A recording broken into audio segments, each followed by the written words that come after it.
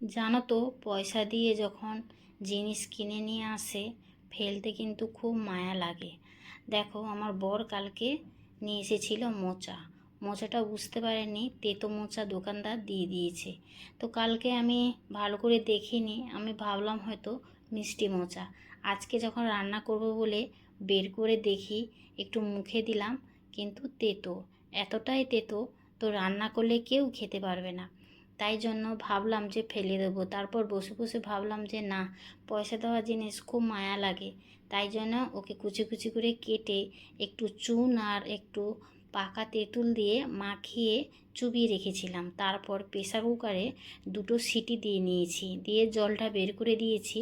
এখন গরম গরম ভাতের সঙ্গে খাবো, তাই চলে এলাম পকোড়া করতে। তো মোচার পকোড়া, আমার মতন কারা কারা মোচার পকোড়া খেতে ভালোবাসো, তাও আবার তেতো মোচার পকোড়া।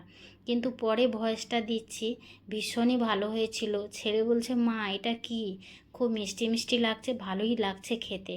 আমলাম বল দেখি কি। ও বলতে পারলো না। তারপর যখন বললাম, বলছে বাবা, আমাকে খাইয়ে দিলে তেতো মোচা। তো আমার বড়মশাইও বললো, কিন্তু ভীষণই ভালো হয়েছিল। আর যে কোনো পকোড়া বা যে কোনো বড়া ভাতের সঙ্গে তো বেশ ঝাল ঝাল ভালোই লাগে খেতে, তাই না? তো এই অবধি আমার ভিডিওটা। তো ভিডিওটা কেমন লাগলো অতি অবশ্যই কমেন্টে জানাবে। আর আজকে প্রচণ্ড গরম, কি বলবো। এখন এই রান্নাঘরে রান্না করতে করতে পুরো ঘেমে গেছি।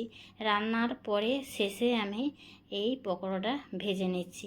তো চলো, আমার হয়ে গেছে সমস্ত কিছু রেডি, এখন শুধু খেতে দেওয়ার পালা। বাই বন্ধুরা।